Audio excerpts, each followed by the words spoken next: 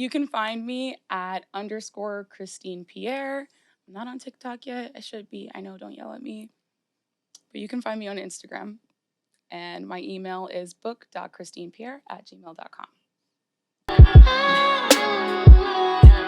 Yeah. You must be blinded by the lights. We came to shine here. Watch it look daytime in the night. We bring the vibes here. We full of life, you keep the change. Keep the change. They hate and say we went and changed. I stay the same. You must be blinded by the lights. You must be blinded by the lights. All right. Thank you for tuning in to I Got a Story to Tell. Stopping by for a conversation is a woman of many talents. She's a model, actress, dancer, and a teacher. She was Miss New Jersey USA runner-up. She took home the crown as Miss Grand New Jersey in 2023. The queen herself, Miss Christine Pierre. Hi, thank you so much for having me. Thank you so much for coming by. I really appreciate it. Of course. You could have been anywhere in the world, but you're here with me. We've been trying to put this together for a minute, so I appreciate it. So what's going on? How's life? What's been going on? Life is good. What's Thank new? you for asking. I am post-pageant right now, so I just competed 4 weeks ago for Miss New Jersey USA for the third time. All right. So the first time I placed first runner-up with no pageant experience. And then every year has just been a little bit different for me. But I just have changed so much and learned so much. So wow. Post-pageant life. I'm really big on celebrating small victories. So like what's something difficult or hard that you recently overcome that you want to kind of take a moment to just kind of honor yourself for, you know what I mean? Definitely just being proud of where I am in the moment. First runner-up, amazing. Second year, second runner-up. And that kind of, knocked my confidence down, but it's equally like something to be proud about. And then third year, semifinalist. So really just being proud of the work that you put in, regardless of the results, is where I'm at right now. Right. So yeah. At this stage in your journey, what is life teaching you? That the attention and all of the compliments and the not even fame, so to speak, but just, the audience and the attention, that goes away quickly the moment that you step off the stage. Yeah, the moment you step off the stage or become a person or have failures or setbacks and things like that. And that's natural. People want to cheer you on while you're doing great, but it's just learning that there are those times where you have to go back and relearn some things and revamp yourself, and these are the moments. So exactly. I gotta be gentle. Beautiful. Personally, for me, I think that life is teaching me that nobody's coming to save you. Yeah. Your dreams are your own. Nobody's responsible for your dreams. You're responsible for getting up, putting in the work, putting in the energy. There's no cavalry coming to save you. You know what I mean? So that's what life is teaching me at this moment. So for the people who don't know, who is Christine Pierre? Tell them who you are. I am a first generation, half South Asian, so Indian, and half Haitian woman. My parents are both immigrants, and it has basically shaped who I am, everything about me. So I'm a dancer. I've trained contemporary dance for years and years, and even though my background is pretty conservative, my culture is a little bit more strict as far as arts goes, I've always been involved in the arts and just passionate about creating and expressing myself and my story any way I can. So pageantry is another way that I do that. Mm-hmm. Modeling, I also sing, so just any way that my story can come out, it will. All right. So I really want to dive into your background. So can you tell us about your roots, your childhood growing up, and kind of what led you to go into modeling or pageantry? Well, like I said, my cultures are more uptight when it comes to being on stage. But my parents have kind of just seen me flourish through that and have actually changed a lot, which is huge for immigrant parents and first generation parents. Like we grew up close to our roots. Like I don't know how many other immigrant kids had chickens growing up, but I was one of those. I was a chicken girl in the suburbs, and tons of animals, like chickens, quails, little animals, goats and things, little farm life. But so you grew up in Haiti, or no? I grew up. This is Central New Jersey. Central New Jersey. Describing, yeah. We live in an area that used to be a farmland, so we're lucky that we get like this rural experience, but also this suburban and city experience. I'm getting off track, but just diversity is like how I've been raised, and bringing in other forms of like other ways to live other than being, quiet and simple. That's what I brought to my family. So. Right. So was there a defining moment in your childhood where you kind of knew, like, I'm a little different, or like I want to be a model like this? Like, was there a moment where it all clicked, or did you always know? I think that it's like it was a continuous clicking throughout my entire life. I think that's life, just a continuation of clicks. Yeah, just like you want this, you want this, you want this, and I never let myself have it until I moved abroad. Right. And I wasn't around anyone to judge me or tell me that I wasn't going to make any money off of the things that I love or I'm going to fail. And so when I moved to China, I got my first modeling job. I was an English teacher, and my first modeling job was with EF, English First, which is like a educational like corporate entity. So it wasn't like I was telling my parents, Mom, like I'm going to take my you can't be mad at that. Yeah. So that was my first modeling job, and I paid my rent with it. And I realized that not only like am I allowed to do this, but this can benefit my life, and I can really like make a living or just make something. Can you touch on your experience in China a little bit? Like, was there a big culture shock when you went to China, or like they see going back to my diversity and how like dichotomous my household is, nothing really shocks me.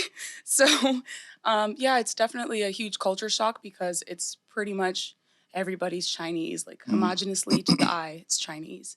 But people were very nice, and even though they've truly never seen brown people in some cases, were so kind about it. Like, can you hold my baby and take a photo? Yes, I will, even though I'm commuting to work right now. Like, China was great. And I mean, in the United States, like the African-American experience of just sometimes feeling othered was just a little bit more positive over there. So that's beautiful. I liked being different. That's beautiful. All right. So when you told your parents that you wanted to be a model or go into entertainment, what was their reaction, or did they kind of always know? I mean, they've always known. Like, even though I'm like, yeah, Mom, I'm going to college for biology, like, but I'm undecided now. Girl, no, you're not. You're not going for biology. Like, I've always kind of just like skated past, doing the things they wanted me to do. So there wasn't like a moment where I like broke the news to them, but it was like little tiny modeling projects, innocent little things, and then they see how much work and passion I put into the things I do. And right. What's something near and dear that you hold to your heart that they taught you?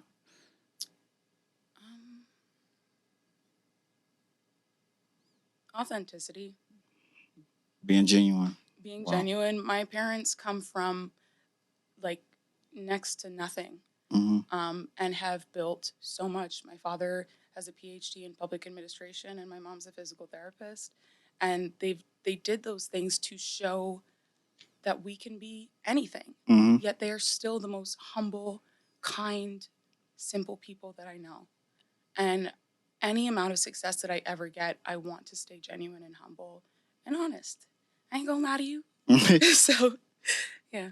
All right, so I want to dive into your the moment you won Miss Grand New Jersey. All right, so can you talk about that experience and what it was like and what it means for you being the first generation Haitian American to win?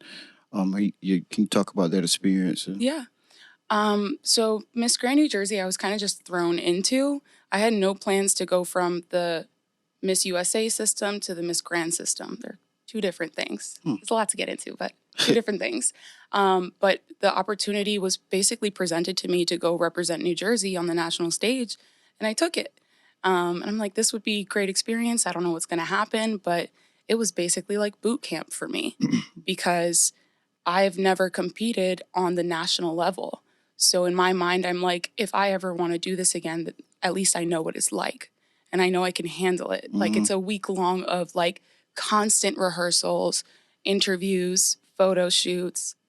You don't sleep a lot, but it prepared me for when I want to go to Miss USA one day. I'll be ready. Yeah. Doing my research for this podcast, whatever, Yeah. I found that it's very competitive. Like I didn't realize how competitive. Can you speak to like the competitive nature of pageantry and things like that? The only competition that I will ever have is with myself. Right. And you versus you. I believe that so deeply, and I feel like that's the reason why I placed first runner-up the first time. I never looked at what anyone else was doing, how I mean, in a way, how people did it, but very selectively, like the people that I really admired and looked up to. And I want everybody to win.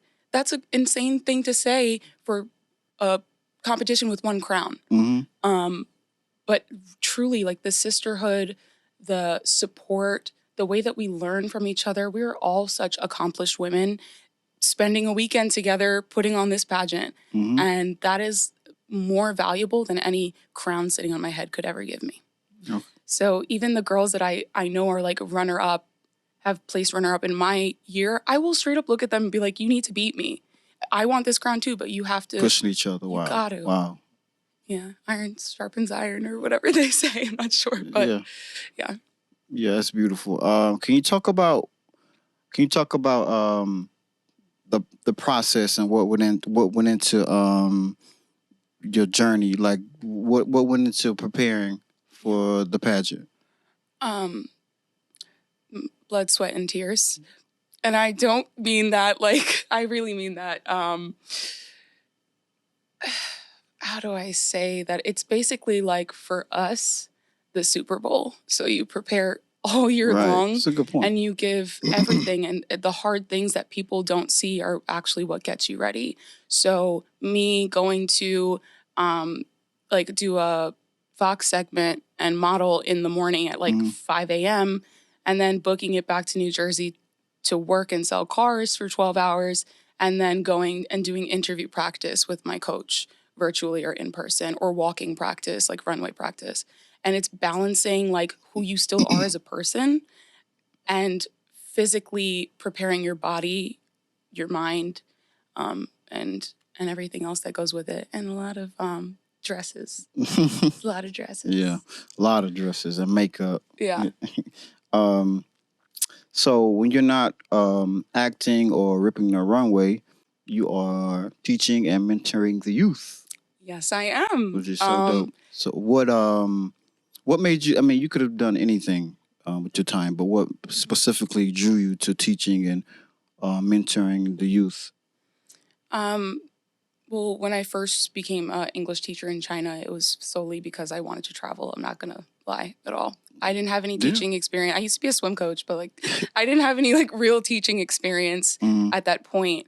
But once I just saw how much I could impact kids, like I really get them and they really get me. Like it's just, I don't have a lot of children in my family, so I've never got to see how children learn and really care to learn. Like that inspired me so much. So I came back to the US and I didn't go straight back into teaching. I was in marketing and business and other things. But I just wanted to have that feeling again of it just impacting a very small life, even though there's so many other things going on. Shut it out and like focus on the kids. Truly, like I didn't think I would like teaching in New York as much as I do. I'm considering full-time actually this coming year. So yeah, I love my kids. That's beautiful. And some of the kids are like Haitian, right? So it's an opportunity for you to connect with your culture and your roots and stuff like that. Since obviously you can't go back, to the Yeah, a lot of island. them probably. I don't know when they ever will go back. I hope soon, Yeah. or go for the first time. They're children. Mm-hmm. So for me, like, I've been to Haiti many times. I love Haiti with all my heart, and I would like to go back today. But they still have never tasted like Haitian mangoes, or like rode in a tap, which is like a Haitian taxi that's like Mm-hmm. colorful on the outside. It's really cool. Um, and just like the simple joys of our culture and prides of our culture, they won't get to see yet. So being able to describe that to them, and just show them how to be proud of where they come from, even though Mm-hmm. they don't really know yet. But they will. So Beautiful. So what's something the world doesn't know about you? mm. This is hard. What's something that if you say it, people would be like, I didn't know. I used to sell cars. You sold cars. Yeah. So I Interesting. have like a knack for business, I suppose, or sales. But I had no experience selling vehicles, and then one day I just started working at Honda, like slinging cars and closing deals. Slinging cars. Slinging cars and closing deals. Well, no, I gave people like one of the first important purchases of their life. Right. That's the way that I'm gonna. Because you're pretty privileged. Cars. Yeah. How'd you wind up in selling cars? That's like. There was a girl who I met, like, I'd come back from China. I was just literally going out to bars and like hanging out, and like didn't get my shit back together yet. But I met this like really cool girl who was beautiful and just so full of life and making bank. Mm. And I was like, dude, how are you doing this? Put me on. And she did. Like, she just, introduced me to the head manager at the dealership. We had a couple conversations, and he was like, yeah, I think you're fit to sell a vehicle. Sounds like a movie. Movie plot. Well, that's beautiful. So it has been proven that models are more likely to develop mental health issues due to the fact that like they're always expected to be perfect all the time. So how have you been able to how have you been able to deal with all of the attention and the stardom that has come your way as of late? I don't even know if I call it stardom yet. Definitely attention. Mm-hmm. There was this one girl who recognized me. So humble. Huh? So humble. There was this girl that recognized me while I was getting a hot dog. And she was like, were you first runner-up with no experience, Miss New Jersey? Was like, and I was like, yeah, girl. And that's the reason why she wanted to come back. So those things like mean so much more to me than likes and shares. But even though those are great. Right. But yeah, stardom. That's an interesting way to put it. I'm happy for your success because it couldn't happen to a more humble person. So, thanks. Is there anything that you along the way? Because I know in the era of social media, everybody, everything looks good or whatever. But is there anything that you've had to struggle with, whether it be internally or externally? Right. I just realized that you asked me about mental health, and I talked about a hot dog. Oh, yeah. So there's like perfect example of my mental health. Deflect. I'm learning how to tune people out because everything that I do is based on opinions. Like, do you like it? Do you like me? Am I casted? Right. Like, I have to learn how to choose me first. So definitely, I've gone through depression. I've gone through anxiety. I'm still going through depression and anxiety, but I deal with those things by talking. I deal with those things by therapy. I deal with those things by antidepressants. So whatever I need to feel good, I invest in that. I'm a big yogi, so that helps keep me centered. That helps me also just stay disciplined in working on myself and taking care of myself. Okay. Of course you're a model, so you're always like opening yourself up to criticism as well, like praise and criticism. Because if you open yourself up to praise, you open yourself up to criticism as well. So how do you deal with like the criticism you may face, like somebody doesn't like the way you look, or or something like that? I'll turn it off. Turn it off. I deleted Twitter. I Yeah. was on a reality show. I filmed that for a summer. It's on Oh. MTV. It's called Tiaras. I should have said that instead of whatever I said for things people don't know about me. You want to touch on that just a little bit? Sure. I didn't have the experience that I thought that I would, which is why I feel like I hide it so well. But I was on, what is it, like 8 episodes of that show, and What's the had name a of it? full like place and role in storyline. Right.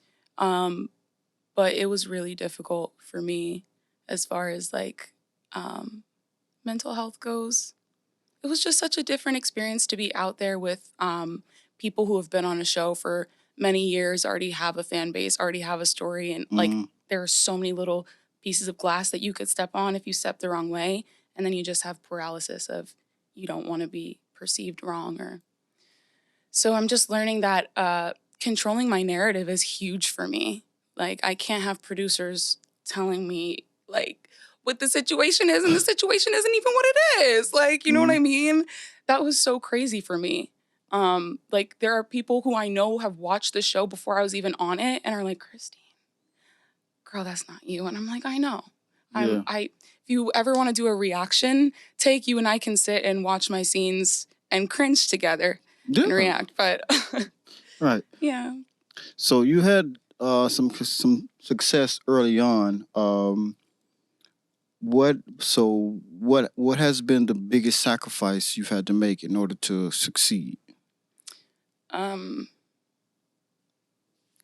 This sounds horrible to say, but friends, people in my life.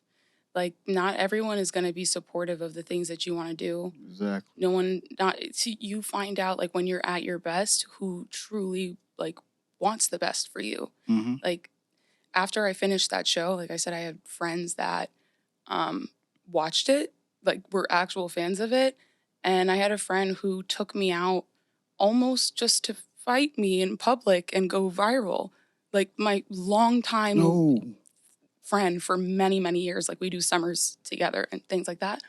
Yeah, it was just a really weird experience, and people will just try to get their like little 15 minutes of fame.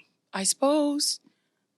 I don't want to fight. Like I've never fought in person in my life, but let alone a friend. But yeah, it gets really weird, and you really find out who your real friends are. I do have some people who have been with me and who see me now and only want the best for me. So gotta watch out. All right. Yeah, watch out. Yeah, gotta watch out.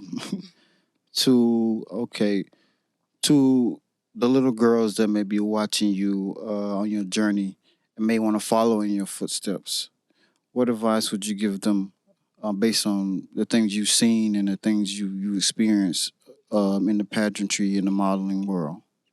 If I knew that little girls were watching this, I wouldn't have told that story about friends wanting to fight each other. It's very rare. It's not an isolated incident. But I just want young girls to know that if they have something that's calling them in their heart, something they feel like they want, it's because it's calling them back. Like you want something so badly because it's already yours. You're already capable and you know it. So you have to just go for that thing, no matter what anybody says, no matter what limitation, or just don't listen to the haters. At the end of the day, that's like the only thing that's gotten me to this point. Believe in yourself. You can make it happen. It's already for you. Beautiful. Yeah. Where do you see yourself in 10 years? You know what I mean? Like, what do you hope to accomplish? 10 years. I hope that I would have competed on the Miss USA stage at that point and represented Haitian Americans to the best of my ability. I have a little burp, so I'm just gonna. Sorry. I hope that I would have written a book by that point. I got so many words. I don't know if you noticed, but I got a lot of word salad. I noticed. You're a writer? You write? I do, but not like for people to look at yet. Or for your personal I'm working on cathartic reasons you write? Yeah. Yeah. So yeah, I just I hope I would have written something, a book, a children's book, a memoir, I want to act. So I hope that I would have had like a place on a show at some point. Um, and I want to still be the same person that I am today. I don't know how that's going to be possible with all the things that I want to do and accomplish, but I see myself being like pretty much the same, just like with a lot more success and maybe no student loan debt. Oh, yeah. Yeah, same. Yeah. Is there any projects you're working on right now, or think something coming up you want to let people know about? Right now I am still post pageant, so I do want to compete sometime in the future, but I'm still just figuring out when that is. Taking my time because we just got out. Don't need to jump back in. Need to decompress. Need to decompress to and celebrate too. celebrate, yeah. I have some things that I'm pursuing academically as far as going back to school, which I'm really excited about. But I'm going to keep a few things just to myself for me. But when they happen, you will see them. Follow me on socials, and I keep everyone updated on pretty much every step of my life. So, yeah. That's beautiful. What do you have any hobbies? What do you do like when you're not modeling, acting? What are your hobbies? I love hot yoga, like really intense Bikram hot yoga. So sweating is something I like to do. I like making jewelry. I actually made this ring in like undergrad. It's You make jewelry? I did at the time. Like I was doing like some metal work, and I really want to get back into that. But like I bead things. Am I wearing anything right now? No. I bead things, and I want to get back into like more metalworking. I work out. I lift. I play the piano. Before I came here, I was just like screaming some covers. Yeah. What don't you do, man? I don't know. I want to get into like combat. No kidding. Like combat. I want to get into like boxing or jujitsu or something. Yeah. Yeah. I mean, you're very fit. You dance, so I mean that's you kind of, Yeah. So yeah. Is there anything else you like we didn't bring up that you wanna discuss?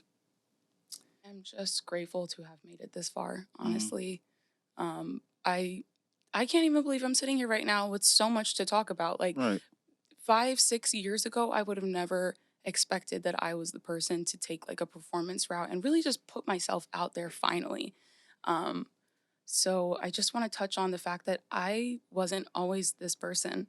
A lot of people just see a very like conventionally pretty put together person with words coming out of her mouth, but I used to be really insecure and not comfortable with my body and just dreaming about these things and envisioning me now. I don't know how that came into fruition, but I just believed that that is the real me. So I hope that people who have listened to my story can just break out of whatever stereotypes or like constraints that they feel that they're in and just create the life that they want. So, yeah. Exactly. Also, I forgot to mention that you are a dancer, right? Right. So, how did you get into dancing? How did that come about? My township, my school district has a very not intense, but like we care about the arts. Like we start very early with dance programs and opportunities to go to Rutgers, Mason Gross and perform as kids and things like that, just from our school. Like this isn't something that we had to pay for, which I know now is the biggest blessing. Like a lot of people didn't have that, but we had full like studios and stages and like the best like equipment, and we were so blessed.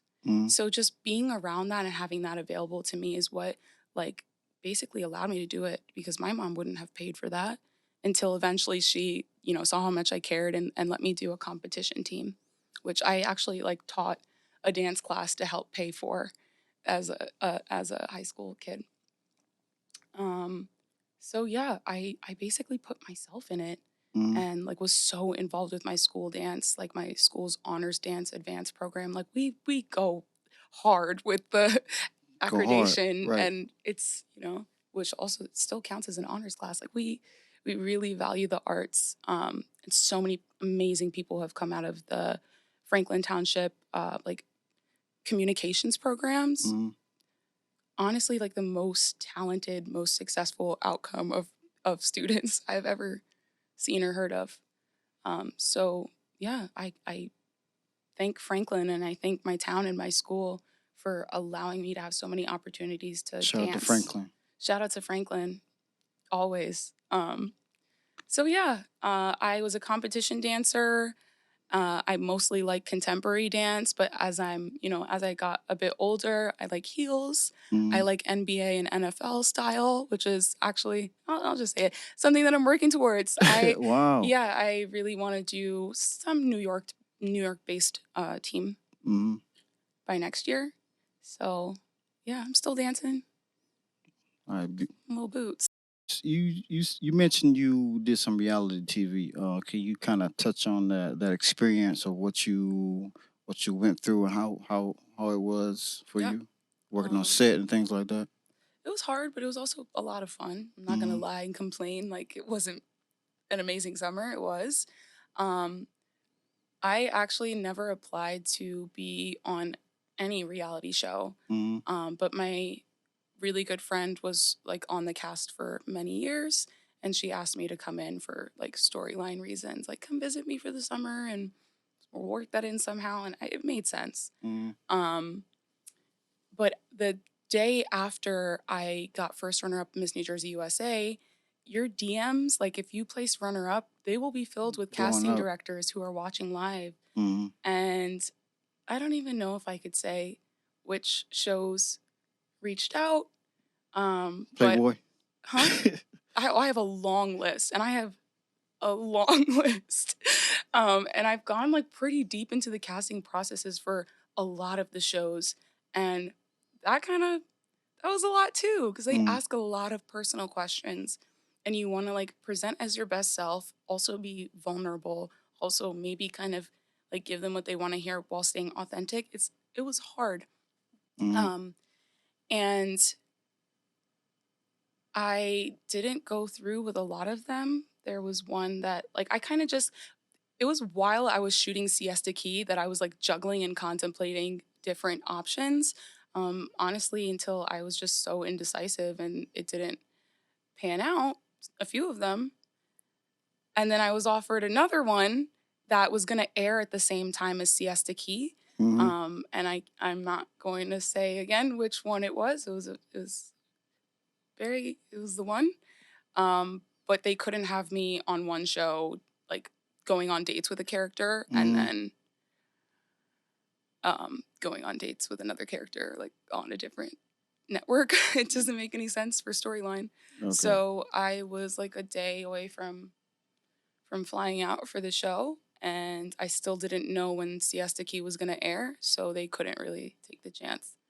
So fingerprinted and all by the FBI. I don't know what other shows do that. So Do you see yourself staying into reality TV, or that's it for you I do want to do it. It just didn't work at the at time the for time? like where I was. I also I think I was so hesitant because pageantry doesn't like reality. Right. If you go to like a national pageant and you have been on a reality show, there's like a little thing Yeah. against you.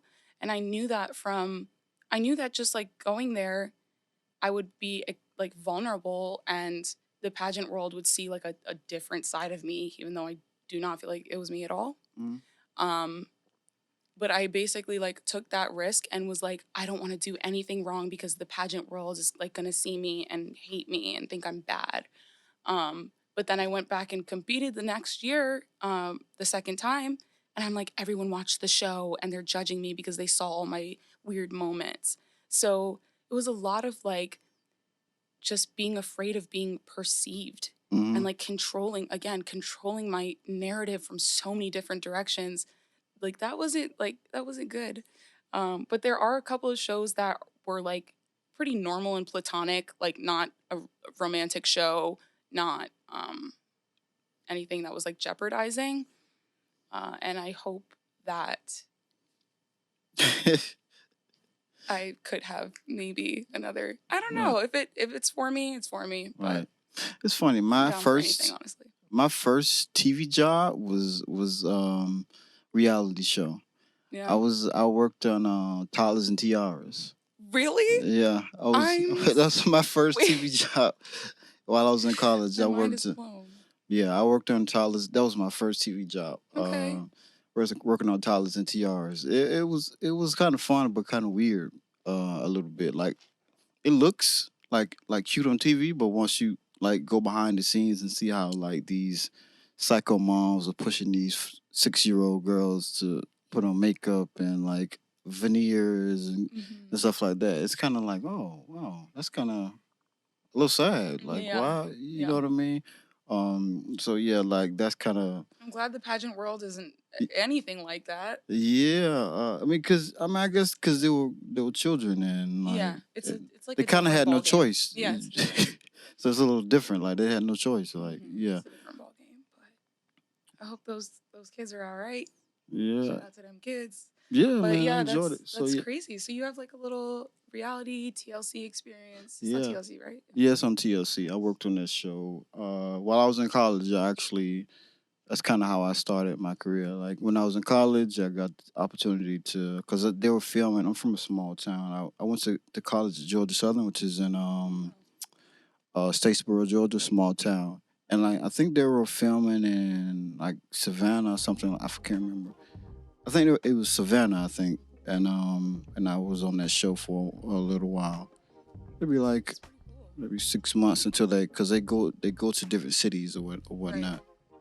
So I was on. That was my first introduction to like the TV world or I film would have world. loved So you on our production team. I loved our production team. Like everyone was really nice and fun yeah, behind the scenes, and that was good. Just Yeah. you would've exactly. Yeah. So question: If you were on your deathbed been- and you could only listen to one song, one last song, what song would it be?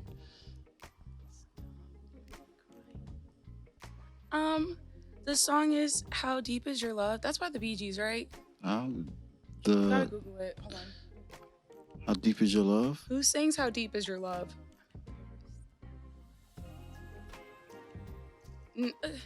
No, not Like like the- "How Deep." Oh, I not was that like- one. I mean like "How Deep Is Your But the Love." the older How version. deep-" It's an older version. Yeah. How deep I is have your- to find out. Yeah, the Bee Gees. The Okay. Bee Gees. Yeah, Okay. I gotta learn to like just trust myself the first time. Yes. Bee Gees. Yeah, I love the Bee Gees. Why? Why is it? Why? That is like a song that is ringing in my head from childhood. Like, I don't know, like back in the day when my parents like were just like trying to make it and we're just like kids and everything's perfect in our mind. We're like, Mhm. how deep is your? But it's also my brother's like favorite karaoke song. Yeah. And Aw. I don't know, like me and my siblings only get together like in the same place maybe 2-3 times a year. So if karaoke happens to be in the mix and we choose that song, it's just like, you know, when like a mom comes in and sees all her kids sitting and like not fighting and everything's Mhm. beautiful. It's like that. Oh. I don't know. It just makes me think of like my siblings and my family. And it's like weird that that's my brother's favorite karaoke song. It's like so pure. Mhm. It's like, why did he choose that? It's a beautiful song. It is. Right. Yeah. But that would be the one. All right. Same question, except this time it's a movie that you're on your deathbed. Only watch one movie. What would the movie be? Ooh, give me a second. One last movie.